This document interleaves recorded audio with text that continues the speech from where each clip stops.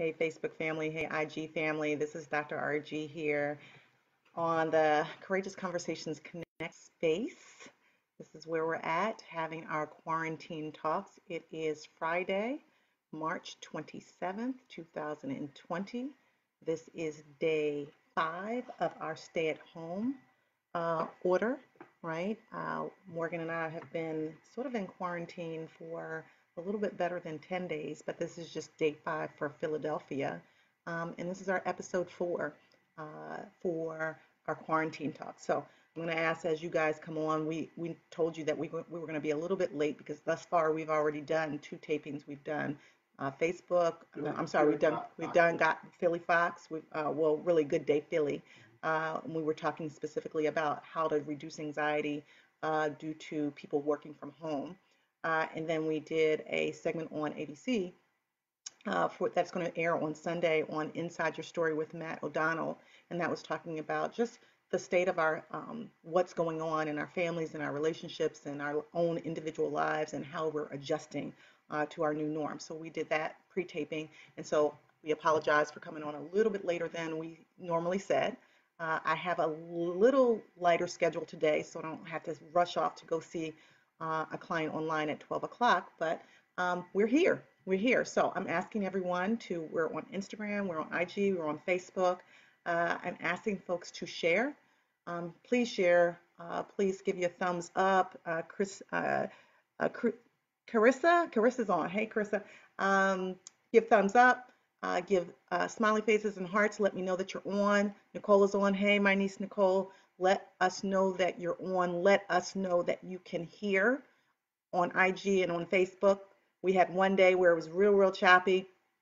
Charlie came on and said yesterday was the best day ever in terms of the clarity of my sound. I have both of my mics on. So let us know that you can hear us. But also DM folks, text them, FaceTime them, let them know that we're on and we're having our quarantine talks.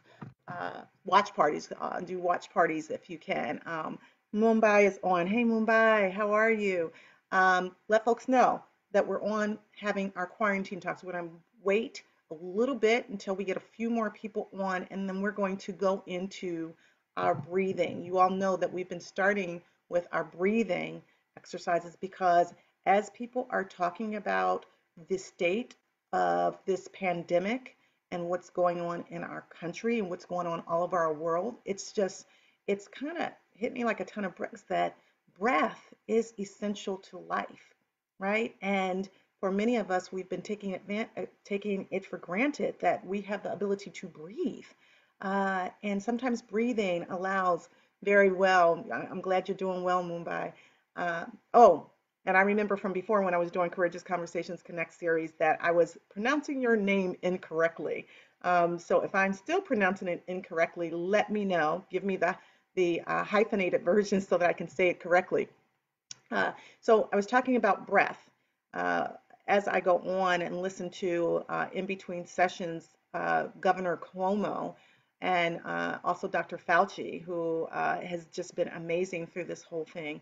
I've been very both fascinated and concerned that we have a shortage of these ventilators, and these ventilators are helping the people who are sick to breathe. Because this particular virus, unlike the other viruses that we've had or we've seen in our lifetime, the influenza, we've seen the Zika virus, we've seen the Ebola virus, we've seen SARS. This particular virus impacts us differently because we have what we call these silent carriers, these people who are asymptomatic that can spread this disease to others unbeknownst to themselves.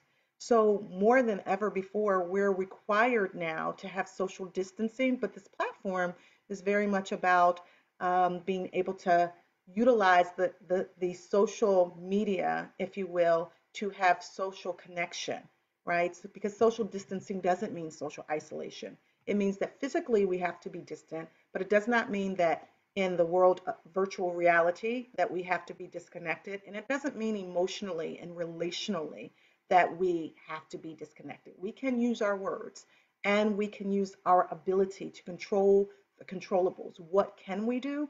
we can breathe. We can breathe for ourselves, but we can take breaths for the people that are sick that are not able to. And what I mean by that is a spiritual connection in our prayer and our meditation and our ability to connect in numbers. We can be prayerful. I also want to start this segment by giving a shout out to all of those first first line medical workers, those first line mental health workers, those grocery store workers, those pharmacists, those politicians out there that are fighting for resources for the people in their communities. Those are the people, those are the heroes, those are the sheroes, those are the ones that are on the front lines, and they are doing the work out there to protect us so that we can stay in here and be safe. I don't know if you all saw last week where the medical professionals had a sign up and they said, "We came to work so you can stay home." So do that. Stay home so that we can decrease and flatten that curve so that those hospital systems are not so overwhelmed. So breathe.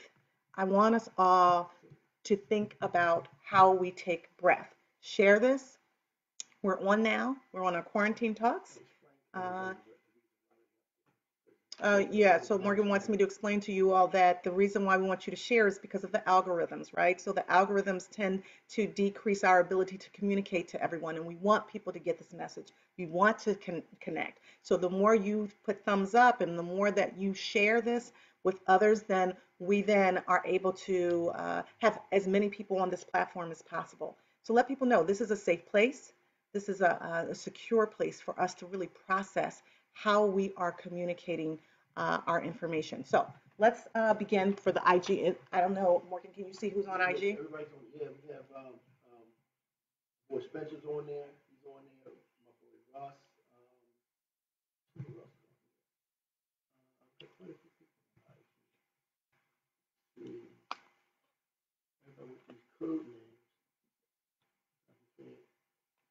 Corey, Louise, Miss Walker. A lot of people. All right, you good? Archie. So guys, give me a thumbs up if you need it, please. Let me know that you can hear me. Let me know how you're doing. So we're gonna, Rich Spencer's on IG. Rich Spencer. Hey, Rich. We haven't forgotten about you, man. We have not forgotten about you. No, we just quarantine up in here. So let's start our quarantine talks with breath. Uh, I had you all do this the last couple of days. Get in your posture. You can hold your hands up like this, right, with your index finger and your thumb. You can have your hands like this or to your side, but I want you to get into a very, very comfortable position. And in the sound of my voice, as we give homage to those persons who are impacted and infected by this virus, this invisible war that we are fighting, we are stronger together. And we breathe in solidarity for all of those frontline workers, medical workers, and nurses, and mental health workers, and police officers, and firefighters, and grocery store workers, and pharmacists, all those persons out there that are essential. We are breathing for them. We are breathing in solidarity with them. And we are breathing for ourselves and for our seniors and for our children, and for those who are just getting symptoms perhaps and feeling anxious and not really sure whether or not they have the virus or whether they don't. We need to be in solidarity together. So as I say, as I count to three, I'm going to ask us to take a deep breath in through the nose and feel the air going through your body and then out through your mouth. We're going to do that 5 times. 1, 2, 3. Breathe in through the nose. Big breath. Hold it. Feel that air going into your lungs and into your body and into your brain and that oxygen flowing. And then let it out through your mouth slowly. Breathe in. Hold it. And out. And feel the air extending into your belly. Doesn't that feel good? Breathe in through the nose, hold it, and out. Feel the air extending through your body and coming out, and your belly extending. So that tells you that you've done a good job of bringing air in and out through your body. Breathe in, big deep breath, hold it, and out. Feel that air come in through your lungs and through your veins and through your organs, and that brings oxygen all throughout your body, and feel your stomach extended. And for the last time, make it a good one, guys. Under the sound of my voice, when I get to 3, a big breath in. 1, 2, 3. Breathe in, hold it, and out through your mouth. That was good. That felt really, really good. I want you all to tell me how that breath felt to you on IG, on Facebook. IG, that's what I'm looking at. Facebook. Tell me how that felt to breathe. Let's be honest. We have very shallow breaths. Hey, Marquisa, Dr. Marquisa is on. Good morning. This is Good Friday morning, March 27th, 2020. If you're here with me, the crew, connecting relationships for epic wins, this means that we are here in solidarity together. We are here for each other. We are stronger together. Social distancing does not mean social isolation. And with social media, we have the opportunity to stay connected. Our business, Morgan and I, is Connections Matter, LLC. Our practice is called Faith Inc., stands for Family and Individual Therapeutic Healing. And what we know for sure is that we are committed to healing families one relationship at a time and transforming lives one courageous conversation at a time. And so this platform is Courageous Conversations Connect Space. We thought, what an opportunity we have. And I wonder if how many of you all are thinking about that too. Governor Cuomo said over 6,000 people agreed to volunteer mental health services for those out there who are dealing with grief, who are dealing with loss, who are dealing with anxiety. That's just one way that people who are trained like myself can help the community. But what skills do you have? Hey, Ebony joined. Hey, Ebony. Marcia. Hi, Marcia. That's just one way. What skills do you have? What way can you contribute to what's going on? We're in a crisis, and never before have we experienced this. So we're asked to be physically distant, yet, and to quarantine ourselves. So we're asked to be apart in order to help, right? So we've got to find creative ways to think about what are the things that I can do? What am I equipped to do? Even if that's texting someone, shout out to who just reached out to us, Deacon. Deacon Bailey. Deacon Bailey, just shout out to Deacon Bailey, who just reached out to Morgan and I for nothing other than to say, hey, I'm just checking on you guys to see how you're doing. A friend of ours, Bilal Qayoun, reached out the other day and said, hey, I'm checking on the old people, right? He said, y'all are in that category. I was like, I beg to differ. I don't feel like I'm in that category, but we are older. We are sort of in that mid-age range where we could potentially be more susceptible to this virus. How are you utilizing your skills to help other people? So now that we've done our breathing, and I want you guys to share, please share. Give me the thumbs up if you're on. Give me some hearts and some smiley faces. Let me know that we are connected in the place, this platform, with our quarantine talks. So I'm about to disconnect from mine to tell everybody on my platform to go over to Okay. Facebook. So Guys, if you guys are on Morgan's platform, I'm looking at 3 different screens. If you're on Morgan's platform on his Facebook page, go over to IG. If you have IG on Ask Dr. Argie platform, so that because he's about to disconnect from his phone for that, or if you are, or you can also come over to my platform on Facebook Live, which is Ask Dr. Argie as well. Okay, AskDrArgie. So it's not the doctor spelled out, it's just the DR. Okay, so I'll see you soon on this platform as we move into the next phase of our quarantine talks. All right, so the next thing that we have said that we would do is our mantra. This is the last time we're going to have a new mantra for next week. But if you all remember the serenity prayer, the reason why we do the serenity prayer is because we recognize that, myself included, so many people are trying to manage our anxiety. How many of you all know that when your anxiety is elevated, your cortisol levels are elevated, your adrenaline levels are elevated? We are fighting this invisible war, but we need to be calmer, right? And so the serenity prayer, I think, helps us, or I know helps us to calm. It can be to whatever source is appropriate for you. For me, I pray to God as my source. Whatever source is for you, then you can utilize this and alter it.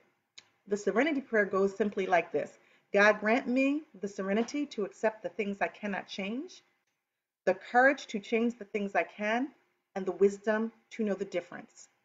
Okay, so under the sound of my voice, I'm going to count to 3, and we're going to say that together. We're going to be in our posture. We'll take a breath in between. We're going to do 3 times. Take a breath in between. Okay? 1, 2, 3. Celestine is on. Hey, Celeste. Good morning. Good morning. 1, 2, 3. God, grant me the serenity to accept the things I cannot change, the courage to change the things I can or we can, and the wisdom to know the difference. Breathe in and out. And again, God, grant us the serenity to accept the things we cannot change, the courage to change the things we can, and the wisdom to know the difference. Breathe in and out. Last time. God, grant us the serenity to accept the things we cannot change, the courage to change the things we can, and the wisdom to know the difference. Breathe in and out. That felt good too. Why is that so important? Well, like I said, most of us, we need to go on and admit that most of us have some control issues. And sometimes what we try to do is we try to change things that we have no control over changing. And then the things that we could possibly change, like ourselves, that we have some control over, we leave that alone. And what this prayer is saying is that we need serenity, right? We need peace, we need calm to relax our brains, our minds, bodies, and spirits so that we can focus on our energies on what we can change. Because it's all energy and it's a finite amount of energy. So if we are serene, if we are peaceful, if we're calm, and we're able to identify those things that we can't change, and I want you guys to tell me on this chat on idea that you feel like you have to let go of because you can't change it. Have you, in the last couple of weeks, tried to get somebody to stay home and they wanted to go out, right? Have you tried to get them to social distance and they refused to? They wanted to hang out with their spouse, the boyfriend, their girlfriend, go to a friend's house, if you will, and they didn't know whether they were quarantined or not. Have you needed to try to explain to someone why they needed to pay attention to this? Maybe it was a parent of yours, and maybe it was a grandparent. Maybe they were upset because they wanted you to stay with them. I told you all a story yesterday about the Cuomo brothers that were at odds about where their mother was going to be. They ended up having to call Dr. Fauci, and he said, no, your mother can't stay with you, Chris, because your mother needs to be with her. You're connected with 2 people, and she's in a very vulnerable demographic. So they were at odds, and he was being emotional. What are the things that you all have experienced? Let's talk about it. That have been difficult to deal with because you've been trying to change it and you couldn't. Whether it was a person, whether it was a system, whether it was you're trying to get people to understand that maybe they need to work from home and they were going into work. What are those difficulties? What are the stressors that we're all under?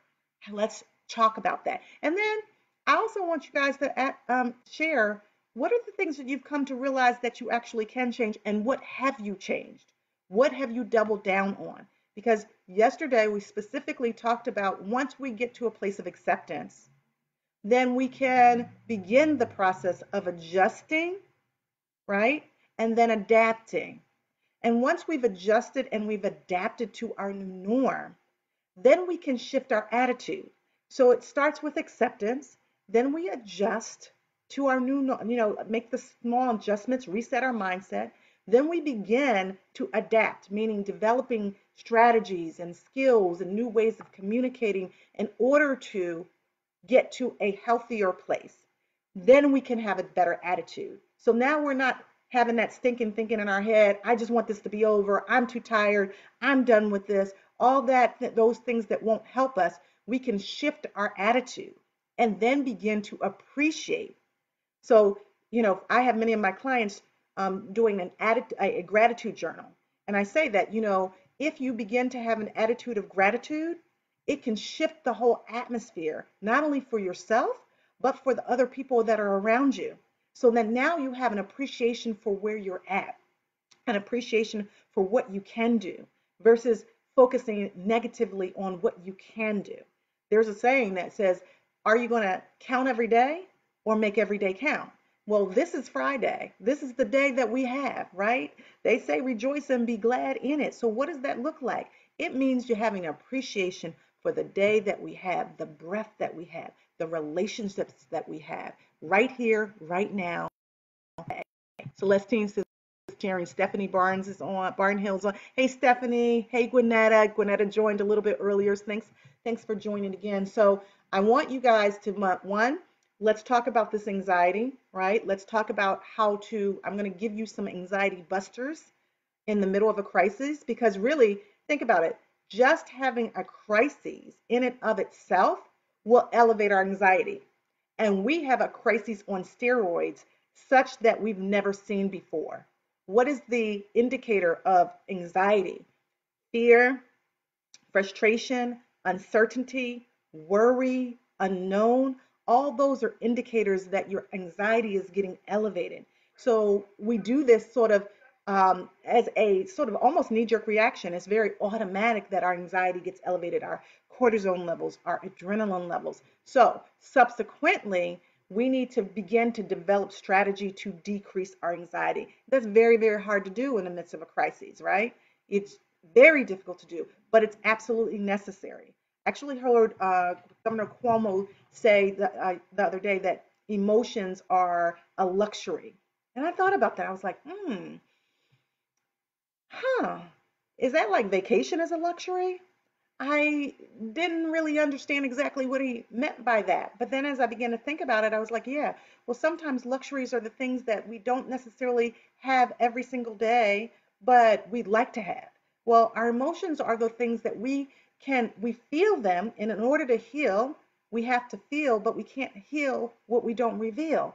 So we have to start naming those emotions that we have, whatever they are. Are we sad? Are we mad? Are we disappointed? Are we frustrated? Are we angry? Are we upset? What are those emotions? So as we name it, we can begin to understand it, and then we can begin to work with it, right? So that's very, very important in terms of decreasing this anxiety, because if we don't name it, if we don't say we're anxious, we don't begin to understand what we're feeling, then we can't work with it. So then here's what happens. We start acting out because we're not talking it out, we're not processing it out.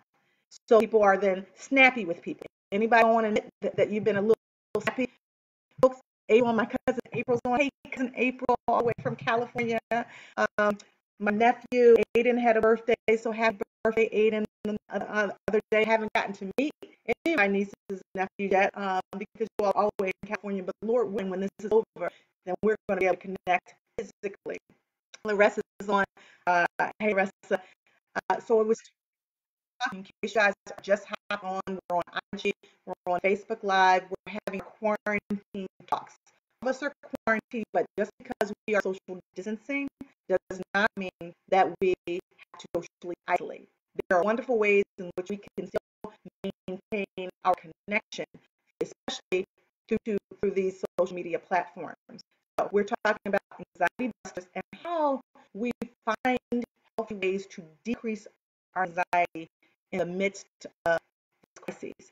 So for those of you who would go and admit, what are the things that you've changed? You just have to saying our serenity prayer. What are the things that you're still struggling with? Who are you still? You don't want to say who, you can just say a person. You don't have to say their name, but who you're struggling with mentally because they are not on board with the social distancing, with this quarantine, this stay home. Who are the people that you feel like you're not listening to the information? Or, conversely, who are the people that are listening too much? They're so anxious because they're watching the CNN or they're watching the information, the news media 24/7, was elevating anxiety. Listen, guys, the information is changing. I am recommending to all of my clients and all the people I'm talking to in this space, the quarantine talk, manage your information, boundaries of your intake. Turn on the news, maybe when you're taking a break in the morning or in midday or maybe in the evening. Trust and believe we have these phones that are going to give us the alerts anyway. Things have changed drastically, but it's not really healthy to watch and be on the feedback loop of the same information over and over. It's just going to elevate your anxiety. Self-awareness. April said, yes, that's good self-awareness. So, yes, anybody struggling with anything, anybody have accomplished something, think about how far you've grown in the last 2 weeks. Have you grown with your self-care plan? Did you establish your safe care plan? Do you feel like it's intact? You have to tweak it. Did you double down on your self-care plan? If you haven't done it, guys, listen. We've got to put our oxygen mask on first. For those parents out there, trust and believe, you are not going to be the best version of yourself in the midst of a pandemic for your children or for your parents if you don't create a self-care plan. That is as essential as it is create the safer plan. What is the self-care plan? It's to start out some mindfulness or meditation. It is to then move into some movement or some exercise. It is to identify if you need to drink water and stay hydrated, take your vitamins to build up your immune system, get moving, do some work, have some rest, maybe put your own spa day, do your nails or hair and do relaxation to maybe music. Just, get on the internet and with a nice, if you will. Oh, well, I'm going to say, what about guys? Well, groom yourself, guys. I just told Morgan, I was like, looking like Wolfman Chick over there. He's got a beard. As long as we all stay healthy, it's all good. But for men, whatever you guys like, your decompressing is a little bit different than women. So you might not need a side day, but you might want to double down on some old, sport, football or basketball or whatever. Not necessarily outside, but watch it inside. You might want to, I don't know, Morgan, what do you guys do? I don't know what you guys do to relax. Watch Netflix, PlayStation, a lot of girls are on PlayStation. So whatever, it's okay. It's time to do what it is that helps you to relax. But create a schedule for yourselves as well. I've been asking people, don't just sit around and allow this crisis and this pandemic to happen to you. Take charge of the things that you can take charge of. Control what you can control. Create a schedule for yourself, even if you're not working from home. This is giving you time. Work on your new book. Build your business plan. Create an opportunity for you if you are thinking about it to connect with friends and family in social media. Get some information from your younger people in terms of how to use this technology. You double down on a lot of stuff. Lumbi said, not watching hours of these press conferences and death count, not engaging in gloom and doom phone calls, letting people know not to call me with dread, only checking in midday or 20-minute update, and using the rest of the day to focus on life and practicing the safety guidelines to stay well. Listening to music, that lifts her up. Spending time reading things that's uplifting. And people don't want to listen. I don't change my narrative. I keep gently reminding them to stay safe. Oh, I love that. I love that. I love the concept of a gentle reminder, right? Not double down on you gotta do this and really offending people with your postures because you're anxious, but just say, and double down on what you're doing. Listen, this is what I'm doing. This is what we're doing in our household. Sharing information, giving people and equipping people with information is empowering. It's up to them to have independence or quite frankly, interdependence. We've now moved from this independent society where we're all doing our own thing to interdependence, right? That's somewhere in the middle. We're not completely dependent and not totally independent. Somewhere in the middle, we are interdependent because we all need each other. Elaine is on Hey Elaine. Larissa says, so true. Exercise is helping me. Wonderful. And Mwamba said, planning purge projects, writing a weekly menu, spending time outside reading. Weather is nice. It's wonderful to spend outside reading. I will tell you, we do on every Monday, we do a goal setting, reflecting goal setting Monday. And I set my goals this week to drink water. Of course, that's what I've been working hard on, take my vitamins, and also set my goals for purging. So every single week, I'm going to be purging something. Actually, this weekend, I have more opportunity to purge. That was